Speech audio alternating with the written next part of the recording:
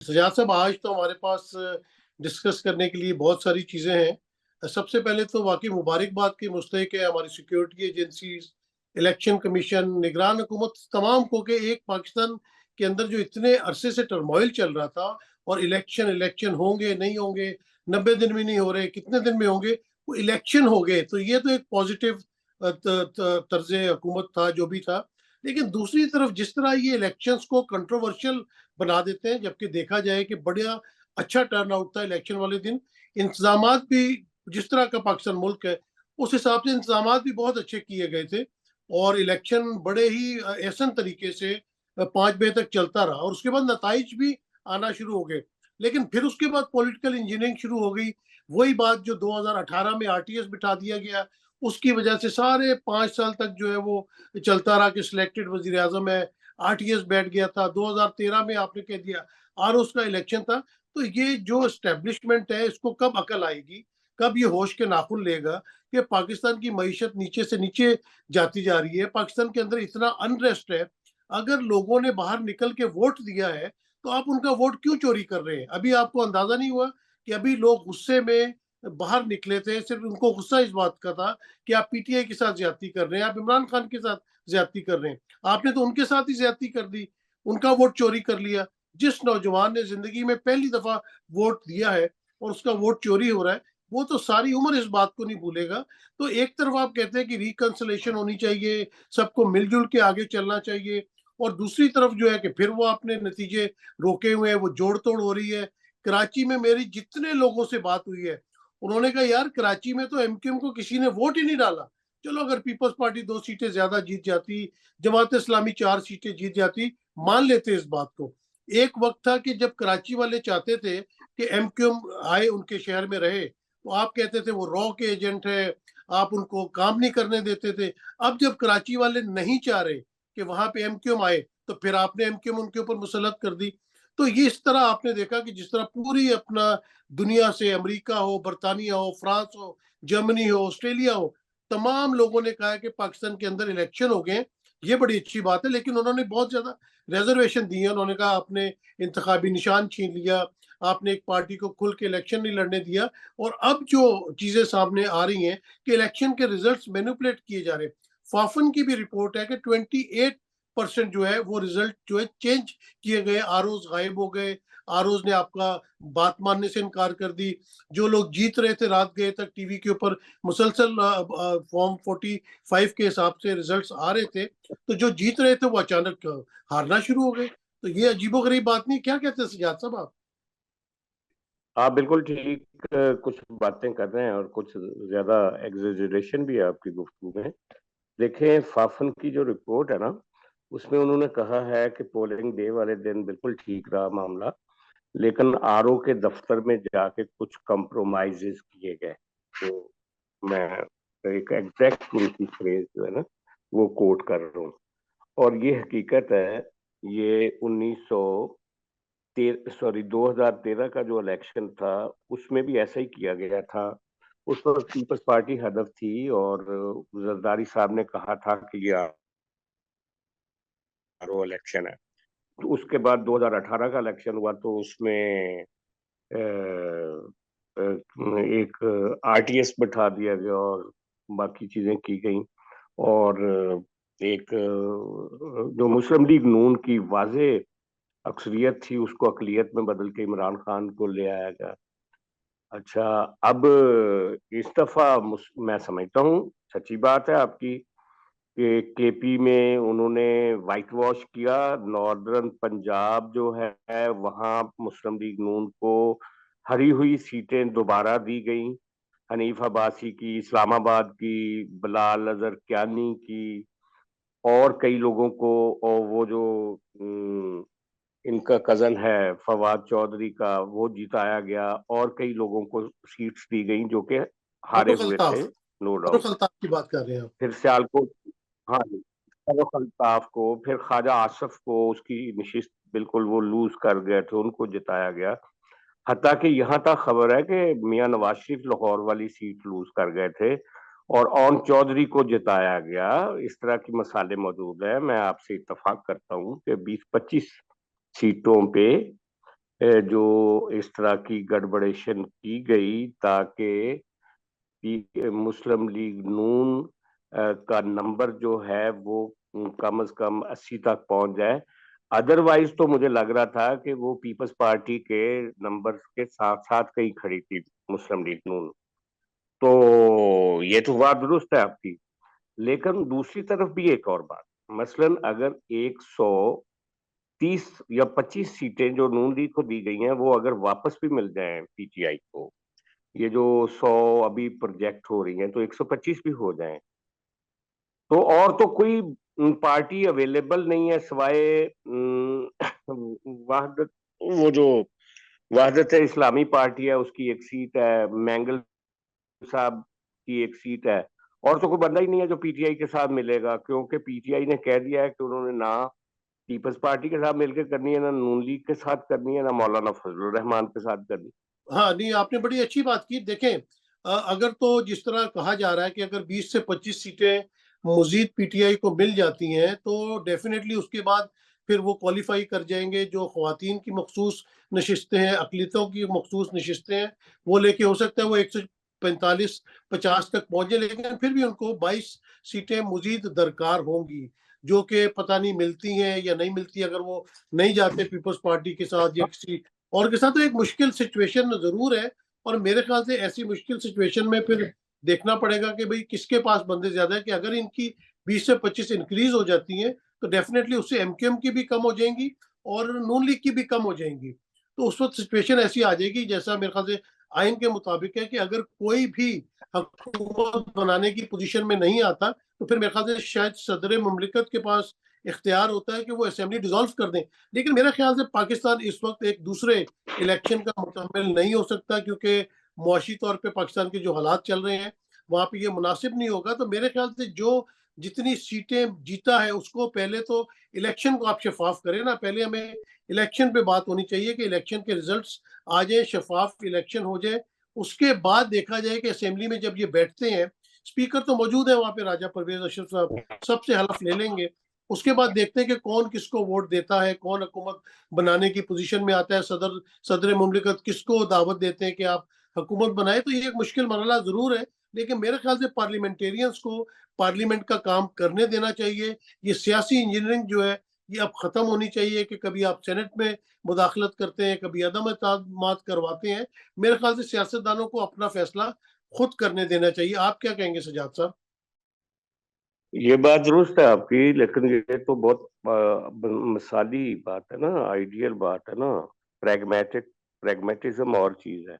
बदकिस्मती ये है कि हमारी ये जो तीनों बड़ी पॉलिटिकल पार्टियां ना, पीपल्स पार्टी, नून लीग, पीटीआई, जब उनका हाथ इक़्तिदार की तरफ जा रहा होता है तो वो अपने असूलों को कंप्रोमाइज कर देते हैं और एक जो अनइलेक्टेड लोग होते हैं उनको स्पेस दे देते हैं और अपना मौका फायदा उठा लेते हैं। और लेकिन जब आप लूज कर रहे होते हैं तो फिर कह देते हैं कि यार ये अनइलेक्टेड लोग कौन होते हैं, क्यों ये मदाखलत कर रहे हैं। तो ये बदकिस्मती है, जब तक हम इसमें से नहीं निकलेंगे तो इसी तरह की सूरत हाल को फेस करते रहेंगे। ये तो है।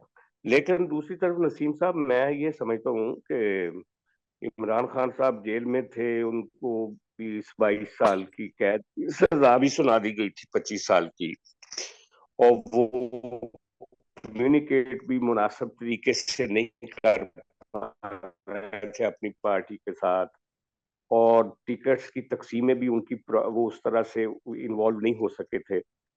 फिर इनके लोग जो थे वो कागज जमा करवाने से लेकर इलेक्शन लड़ने तक 100 तरह की पाबंदियों मजबूरियों का उनको सामना था, सरकारी उनके ऊपर एक दबाव था। लेकिन इतनी बड़ी विक्ट्री जो है इमरान खान की, ये अनप्रेसिडेंट है। हमें, मैं समझता हूँ कि सियासी जमातों को चाहिए कि वो अकल के नाखुन लें। सबसे पहले वो पीटीआई को कहें कि बनाएं गवर्नमेंट, और इंतजार करें कि अगर वो बनाने में नाकाम होते हैं तो फिर ये ऑप्शन इस्तेमाल करें जो बाकी जमातें हैं। पहला मौका, चूंकि उनके पास एक सिंपल मेजोरिटी है, सिंपल मेजोरिटी तो नहीं है खैर, वो एक लार्जेस्ट ग्रुप के तौर पे सामने जी। आए इंडिपेंडेंट, तो उनको एक फेयर चांस मिलना चाहिए टू फॉर्म द गवर्नमेंट। अगर वो नहीं कर पाएंगे तो फिर दूसरे ऑप्शंस बरूए कार आने चाहिए। असूली तौर पर ये होना चाहिए, और असूली तौर पर पीपल्स पार्टी को भी और मुस्लिम लीग नून को भी अपनी शिकस्त तस्लीम करनी चाहिए, और ये कंसेस करना चाहिए कि वो दोनों पार्टियां वो फेल हुई हैं, और पीटीआई को जो विक्ट्री मिली है उसका एतराफ करना चाहिए। अच्छा सजाद साहब, दूसरी तरफ ये जो बातें हो रही हैं कि जी जो आजाद है उनको साथ मिला लेंगे, यानी कि जो पीटीआई के भी आजाद हैं, अब ये तो सबको पता है ना कि उनको किस मजबूरी के तहत आजाद उम्मीदवार के तौर पे इलेक्शन लड़ना पड़ा। आवाम ने उनको वोट इमरान खान की वजह से दिया। आपने बल्ला छीन लिया, लेकिन आप आवाम की ये बात देखें कि किस तरह उन्होंने बैंगन, रैकेट, बोतल, पता नहीं कितने कितने जो जहेज का सामान दिया था, उन सब पे निशान लगाया, और कितना आवाम अलर्ट हो चुकी है, कितनी उन्होंने मेहनत की है। तो ये क्या किसी को जेब देता है कि जो पीटीआई के टिकट पे लड़ा है, उनकी तरफ से खड़ा हुआ है, उसको तोड़ के अब पीपल्स पार्टी या नून लीग के अंदर शामिल करना चाहिए? तो एक तो ये भी गैर पार्लिमानी हो जाएगा, और मेरे ख्याल से अब पीटीआई को जो है बल्ले का निशान दे देना चाहिए, ताकि उनके जितने लोग जीते हैं वो एक पार्टी के छतरी तले आ जाए और काम आप आगे चले। क्योंकि ये स्मूथ चीजें ना, नॉर्मल चीजें हैं। जब आवाम ने वोट दिया है, लोग आ गए हैं असेंबली के अंदर, तो इसको आप जब मईशत को दुरुस्त करने की बात कर रहे हैं, तो सियासी इस्तेकाम तो लेके आए। सियासी इस्तेकाम ना लाए आप कम से कम जो इलेक्शन हुआ है, जो आपकी आवाम ने आपको वोट दिया, उसकी तो इज्जत करें। जब तक आप ये काम नहीं करेंगे, जब अब तक आप दो नंबरी से बाज नहीं आएंगे, चीजों को रिवर्स करते रहेंगे, उसके नतीजे देख लें कि हम बहुत पीछे तो नहीं जाते। खैर 90s में भी इस तरह होता रहा। 97 में आपने किस तरह पीपल्स पार्टी को आउट किया और नवाज शरीफ को वोट दिलवाए। फिर 2008 के इलेक्शन जिस तरह हुए, सिंपैथी वोट वहां पे पड़ गए। लेकिन फिर 2013 के इलेक्शन में इंजीनियरिंग हुई, 2018 के इलेक्शन में इंजीनियरिंग हुई। अब ये इलेक्शन अगर आवाम इतनी बड़ी तादाद में बाहर निकली है और उसने अपने गुस्से का रद्देमल दिया है, तो आप तमाम लोग बिल्कुल मिलके बैठ जाएं और मिलजुल के बात करनी है। और अच्छा, सब लोगों को बैठने की जरूरत नहीं है। मेरे ख्याल एस्टेब्लिशमेंट के जो सरबराह हैं वो बैठे, इमरान खान बैठे, वन ऑन वन बात होनी चाहिए, सारे मामला तय हो जाएंगे।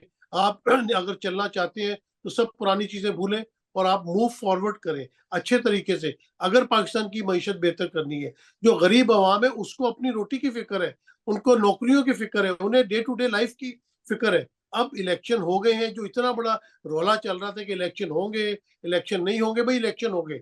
अब उसका रिजल्ट अनाउंस करें और आगे की तरफ चले, और आवाम को वो सहूलियात दें जिससे वो पिस रहे हैं। नौजवानों को नौकरियां दें जो डिग्रियां हाथों में लेके फिर रहे हैं। असल मसला मुल्क का ये है, इसको लेके आगे चलना चाहिए। क्या कहते हैं सजाद साहब? हाँ, सारी बातें ठीक है आपकी, लेकिन आपके अंदर भी तो कुछ तजाद आता है ना। एक तरफ आप कह रहे हैं कि बाकी सबको रहने दें, सिर्फ सब एस्टेब्लिशमेंट बैठ जाए और इमरान खान बैठ जाए और मुल्क का फैसला कर लें, ये बड़ा अनडेमोक्रेटिक बात है। क्यों एस्टेब्लिशमेंट बैठे जी? इमरान खान में इतनी हिम्मत और हौसला होना चाहिए, वो जेल से एक आवाज दे सकता है कि मैं एस्टेब्लिशमेंट की बजाय सियासी जमातों से बात करूंगा, जो डेमोक्रेटिक बात है। वो नहीं करता। वो उसकी बदकिस्मती ये है इमरान खान की कि वो पॉलिटिकल डायनेमिक्स को नहीं समझता। वो एस्टेब्लिशमेंट की ताकत का जवाब ताकत से, जवाबी गुस्से से देना चाहता है, जो कि आमतौर पे पाकिस्तान के जो माजी रहा है या जो पाकिस्तान की रवायत है सियासत की, उसमें वो ठहर नहीं पाता। तो यही वजह है ना कि आज इतनी बड़ी विक्ट्री इमरान खान की हुई है, लेकिन उसके पास सिंबल नहीं है, सारे लोग इंडिपेंडेंट हैं, और वो इतनी मतलब वल्नरेबल पार्टी है जीतने के बाद भी कि लोग कहते हैं कुर्बानी के गोश्त की तरह के तीन हिस्से होंगे इस पार्टी के। जैसे कुर्बानी का गोश्त नहीं होता, आप बकरा काटते हैं ना, तो उसका एक हिस्सा अपने घर के लिए रख रख लेते हैं, एक हिस्सा आप देते हैं दोस्तों को और रिश्तेदारों को, और एक हिस्सा गरीबों में तकसीम होता है। तो यही कहा जा रहा है कि एक हिस्सा इमरान खान को मिलेगा इस 100 में से, उसका एक हिस्सा जो है वो नून लीग ले जाएगी, उसका एक हिस्सा जो है वो पीपल्स पार्टी और कुछ दूसरी पार्टियां ले जाएंगी, और इस तरह से कुर्बानी के गोश्त की तरह इनकी पार्टी तकसीम होगी। ये जब जहाँ से मेरे ख्याल से शायद टाइम टाइम हमारे पास कम रह गया है, मैं इस पे जवाब देना चाहता हूँ। देखिए, बात आपकी ठीक है, मैं लीगली आपने जो बात की है आईनी और कानूनी तौर पे मैं उससे एग्री करता हूँ कि पॉलिटिकल पार्टी से बात होनी चाहिए। लेकिन जब उसका इमरान खान का एक स्टैंड है कि मैंने चोरों से बात नहीं करनी, इसीलिए पब्लिक उसके साथ है और उसका मुकाबला एस्टेब्लिशमेंट से है। और आप ये भी बात माने कि उसने एस्टेब्लिशमेंट को नाको चने चबवाए हैं, इसी वजह से कि वो अकेला खड़ा लड़ता रहा है। ये बैंगन को वोट मिला, रैकेट को वोट मिला, ये किसी को वोट नहीं मिला। किसी को उम्मीदवारों के नाम भी नहीं पता कि मेरे हल्के का उम्मीदवार का नाम क्या था। उसे ये पता था कि ये इमरान खान का बंदा है, तो वोट इमरान खान को पड़ा। और इस मुल्क के अंदर जो कुछ भी होता है, हकीकत यही है कि एस्टेब्लिशमेंट हर मामले के पीछे होती है। जज भी जो है वो भी बेचारों ने जो है हाथ जोड़ दिए थे कि वो ऑर्डर देते थे कि इसकी जमानत करें, उसको दोबारा गिरफ्तार करता था। तो असल में बात एस्टेब्लिशमेंट के साथ ही बनती है। वो उसका बाद में जब आपकी असेंबली बन जाएगी और सियासतदान मिल के फैसला करे कि हमने आइंदा एस्टेब्लिशमेंट के साथ बात नहीं करनी। और जो आपने कुर्बानी वाली बात की है ना, वो जो जो इस तरह के गोश्त बढ़ते थे ना, वो सड़ गल गए हैं। आपने देख लिया कि आपने पीटीआई का क्या हशर किया, आपने उनके बंदे तोड़े, आपने सियासी इस्तेकाम पार्टी बनाई, आपने तहरीक इंसाफ पार्लियामेंटेरियन बनाई, अपनी सीटें भी नहीं जीत सके। वो जो जहांगीर तरीन साहब जो जहाज लाया ले जाया करते थे, उनका क्या हशर हुआ है। तो ये जो कुर्बानी का गोश्त अगर आप गलत लोगों में बांटेंगे ना, तो वो फिर उनको पेचिश भी लगेगी, उनके पेट में मरोड़ भी उठेंगे और उनकी वो इज्जत भी नहीं रहेगी। कहाँ गया अपना परवेज खटक, किधर गए अलीम खान, किधर गए जहांगीर तरीन, किधर गया राजा रियाज। ये अवाम अब जाग चुकी है, अवाम जाग चुकी है। और इस तरह की अगर कोई बंदरबाट करने की कोशिश की जाएगी तो उसका नतीजा भी यही निकलेगा। तो कहने का मकसद ये है कि अब ये जो तजुर्बात किए जाते हैं, ये जो साइंसदान अपने आप को समझते हैं और तजुर्बे पे तजुर्बा करते हैं, वो ये तजुर्बे करने छोड़ दें और अवाम के फैसले मानने शुरू करें। और इमरान खान डटा था एस्टेब्लिशमेंट के सामने। पाकिस्तान में प्रॉब्लम एस्टेब्लिशमेंट की है, उसके खिलाफ वो डटा रहा, वो खड़ा रहा। वो जेल से बैठ के भी आप देखें कि आपने क्या क्या हथकंडे इस्तेमाल नहीं किए उसके खिलाफ। तोशा खाना में सजा हो रही है, साइफर में सजा हो रही है, नसीम इद्दत साहब का आप केस खुद ले कह आए, रहे लेकिन हैं, आप नसीम उसको साहब आप शिकस्त नहीं दे सके। आप उसको शिकस्त नसीम नहीं दे साहब सके, तो आप अपनी शिकस्त मान लें आप। नसीम जी साहब सर। आप खुद कह रहे हैं कि टाइम कम है और आप वही रिपीटिशन करनी शुरू कर देते हैं जो हर प्रोग्राम में होती है। भाई बात यह है कि अगर तो आपने एस्टेब्लिशमेंट से सुलह करनी है या उससे लड़ना है, तो ये सियासी अमल नहीं है। ये वो अमल है जिसके जरिए इमरान खान 18 में इक्तदार में आया था, और ये वो अमल है जिसके जरिए वो 22 में 23 में इक्तदार से निकला था। तो इसमें तो कोई स्टेबिलिटी नहीं है। और स्टेबिलिटी के लिए हमेशा मुशर्रफ साहब स्टेबिलिटी लाने के लिए उसने पीपल्स पार्टी तोड़ दी थी, और स्टेबिलिटी लाने के लिए नवाज शरीफ को 2/3 मेजोरिटी जाली दिलवाई जाती थी। स्टेबिलिटी इसी तरह ही वो लाते हैं, और ताकत उन्हीं के पास ही है। ताकत पार्लियामेंट के पास शिफ्ट करने के लिए इमरान खान जब तक लोगों दूसरों को चोर कहता रहेगा और लोग उसको चोर कहते रहेंगे, क्योंकि उसकी बीवी ने जो लूटमार की है और बुजदार ने की है, अवाम नहीं मानी, और इसी अवाम नहीं मानी इस तरह बात को। सजाद और साहब, यार अब अवाम इस आम इस बात को नहीं दफा नहीं मानी। मानी तो नहीं अगली दफा मान तो मान लेता, सुने जाएगी। नहीं, सुने अगली बात। दफा मान जब जाएगी। सुने मेरी और, बात, और नहीं सजाद नवाज साहब सुन लेना। शरीफ, जब नहीं जरदारी नहीं पे आप इल्जाम गलत बात लगा, कर रहे हैं। जब आप जरदारी पे गलत बात इल्जाम कर लगा, रहे हैं। तमाम और कौम ने कहा डेट जरदारी चोर है। जब नवाज शरीफ पे इल्जाम लगा, तमाम कौम ने कहा नवाज शरीफ चोर है। इमरान खान पे इल्जाम लगा, कोई इमरान खान को चोर नहीं कहता। और उन्होंने वोट के जरिए आके बता दिया है कि आपके जो गलत बयानात है वो कोई अवाम मानने को तैयार नहीं है, कौम मानने को बिल्कुल तैयार नहीं है। और अगर वो नसीम उनको चोर साहब कहता है तो तमाम कौम नसीम चोर कहती साहब ਨਸੀਮ ਸਾਹਿਬ ਐਡੇ ਜਜ਼ਬਾਤੀ ਨਾ ਹੋਇਆ ਕਰੋ। 18 ਦੇ ਵਿੱਚ ਮੁਸਲਿਮ ਲੀਗ ਨੂਨ ਜਿੱਤੀ ਹੋਈ ਸੀ, ਜਿਹਨੂੰ ਇਹ ਚੋਰ ਕਹਿੰਦੇ ਸੀ, ਔਰ ਇਹਨੂੰ ਜਾਲੀ तौर पे बिठाया गया ਸੀ इमरान खान ਨੂੰ। पीपल्स पार्टी हमेशा जीतती रही है चोर चोर कहने के बावजूद। ये क्या बात कर रहे हैं आप हकीकत के खिलाफ बात कर रहे हैं। और ये जो अभी का मैंडेट है ना 2024 का, ये कोई जरूरी नहीं 28 में ये इसी तरह बरकरार रहेगा। मैंडेट तब्दील होते रहते हैं, आपको हाँ, तो जो सियासत आज करनी का पड़ेगी। मैंडेट है उसको मान ले। आप 2028 की बात कर रहे हैं, 2018 को छोड़ दें। जो आज का मैंडेट है उसको मान लें, जो जीता है उसके वाले हुकूमत कर दें, मामला हल हो जाएगा। हम तो इसके खिलाफ नहीं। अगर मैं तो मैं चाहता हूँ कि पॉलिटिकल रिकंसिलाइजेशन होनी चाहिए मुल्क के अंदर, सबको मिलजुल के बैठना चाहिए। लेकिन जो मुल्क को अगर लूट के खा गए हैं, क्या उनको खुला छोड़ देना चाहिए? नहीं, चलो फिर ਉਹਨਾਂ ਨੂੰ ਫੜ ਲਓ ਤੁਸੀਂ। ਆਪ ਜੇਲ੍ਹ ਚੋਂ ਤੁਸੀਂ ਉਹਨਾਂ ਨੂੰ ਕਿੱਥੋਂ ਫੜੋਗੇ? आज का मेरा आज का प्रोग्राम खत्म हो गया नसीम साहब, वक्त खत्म हो गया। चले कल ठीक है, ठीक है, ठीक है। फिर फिर मिलते हैं अगले मुलाकात। हफ्ते। ओके, खुदा ओके, हाफिज। अल्लाह हाफिज।